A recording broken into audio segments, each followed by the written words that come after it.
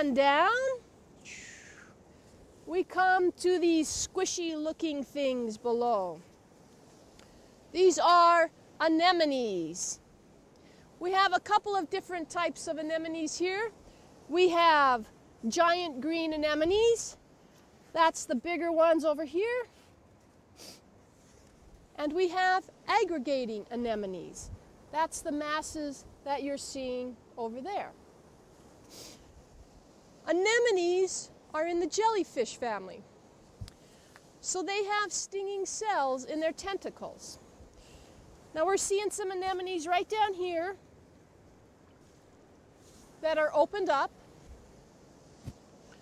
I always caution people not to touch the tentacles. You may not feel anything, but the thing is that those little stinging cells are triggering. And if you go around touching all their stinging cells, they're using up all their ammunition that they need to catch their prey with. So if you want to touch an anemone, the proper way to do that is to just touch them very gently along the side of their body. Just take your finger and just move it very gently along the side of your finger. Now when those stinging cells fire, some anemones paralyze their prey with it, some just kind of wrap them up, kind of lasso them. Anyway, they pull it in. They have one opening in their body, a mouth. It's right in the center of the disc. And what they'll do is they'll bring their prey into their mouth, and they'll digest it in their body cavity. Anything they don't digest, they spit it back up. When the tide goes out, the anemones take a big gulp of water. They curl up their tentacles, and they kind of curl up their bodies, just like you see them in this position. So you never want to poke an anemone either when you're touching it, because if you poke it, it could spit out that water. And it's depending on that water to keep it hydrated and also to provide it with oxygen. Now you'll notice with the anemones is that they're all covered with little bits of shell. I know you probably don't believe it right now, but the sun does come out in Oregon, and they use those little bits of shell as sunscreen. They actually use their tentacles to pick up little bits of shell, and they place them on their bodies. And then when the sun's rays come in, the rays just bounce right off those little bits of shell. You ever seen people with the white zinc oxide on their nose?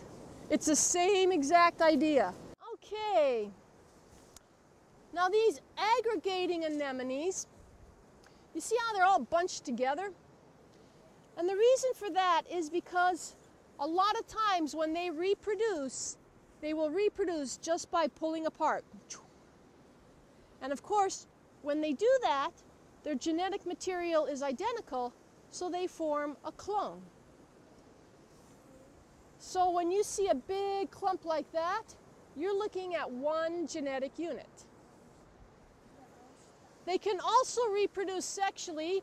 They broadcast their gametes into the water, their egg and their sperm.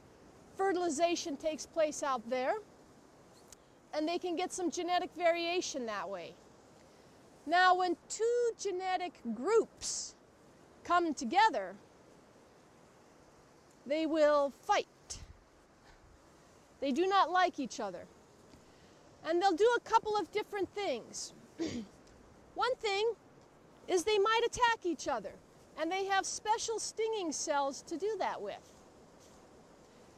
And they might start stinging each other, and if one anemone is getting stung, it might do one of two things. It might just pull back and quit, or it might detach, commit suicide, so to speak, and just fall off the rock. But most of the time, anemones don't like to go to war, so they will, if they bump up to each other, they'll pull back, and they won't grow into that area. They'll form what I like to call our DMZs, demilitarized zones. They'll form little borders between each of their colonies. And I'm going to show you a rock out there where you can actually see very definite DMZs, borders, and you'll be able to tell that there are different clone groups. So that's what the aggregating anemones.